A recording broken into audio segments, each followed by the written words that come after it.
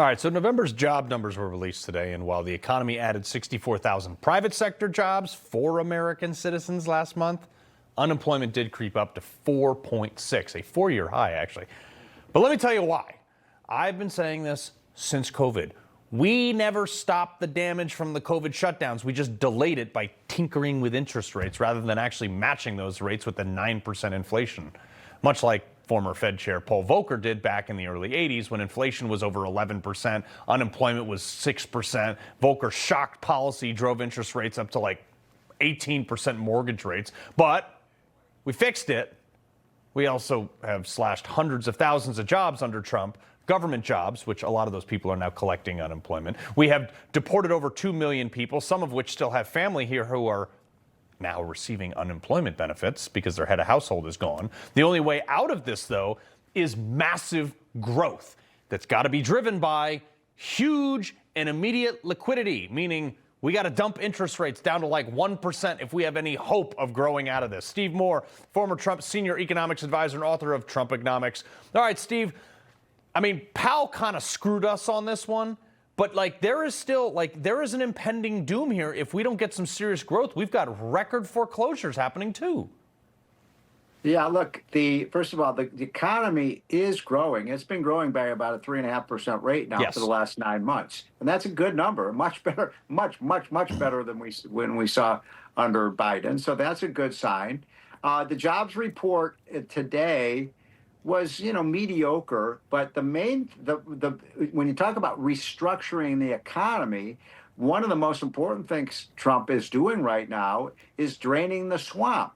So the job losses are in the government sector of the economy. Which is great. That's where we want to see them reduced, and the job gains are in the private sector of the economy. By Americans. That is exactly the reverse of what we saw under Biden, where month after month after month, when the jobs report came out, one of the biggest sectors of growth in the economy was government. Government was hiring all the workers, and that's negative for the economy, not positive. So I feel very good about where the economy is. I do think that interest rates are coming down. I think that Trump's policies, look, how about this, that we got the oil price is now down to like $53 a barrel. It was $80 a barrel when Trump came in. Do you see the media talking about that much? Do you see that on NBC or CNN?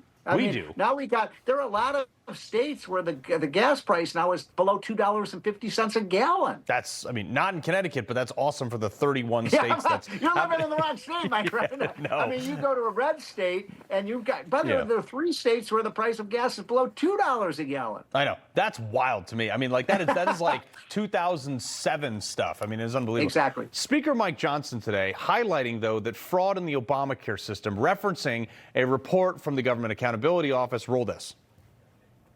Over the last 2 years, for example, the investigators at the GAO, Government Accountability Office, they did a little experiment.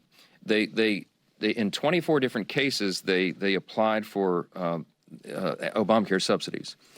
They did it fraudulently by intent. Out of the 24, 23 of them were approved. And they've been paid tens of thousands of dollars, some of them as recently as September of this year. With tens or even hundreds of millions of dollars in fraud. Is he going to do anything about it? Billions of dollars. Yeah. And this is a national disgrace.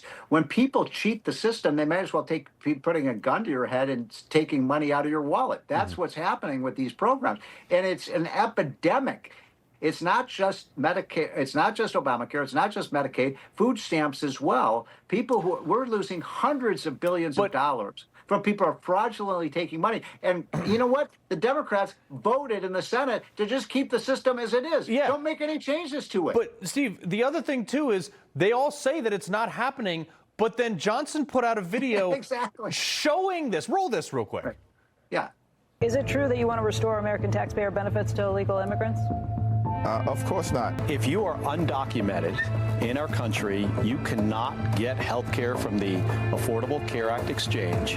You are not eligible for Medicare. You are not eligible for Medicaid. As it relates to undoc health care, yeah, I'm proud of that because I believe in universal health care. Others may say it. I get it. First state in the country, regardless of pre-existing conditions, ability to pay, and regardless of your immigration status. I promised that. I promoted it. I ran 3 times on it.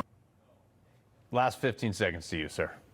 These states like California want the illegal immigrants to get Medicaid and Obamacare because it shovels money into their state. They view this fraud in the Medicaid system and Obamacare as a stimulus to their state because they get free money from the Uncle Sam. The dumbest program ever. We've got to completely restructure healthcare in this country. Yeah, we could undo Obamacare. We'd get a good start. Stephen Moore, pleasure, sir. He loves the Constitution. He fights for what's right. He hates the bad guys. He's a freedom warrior. He's your freedom warrior. Watch Carl Higbie every weekday on Newsmax.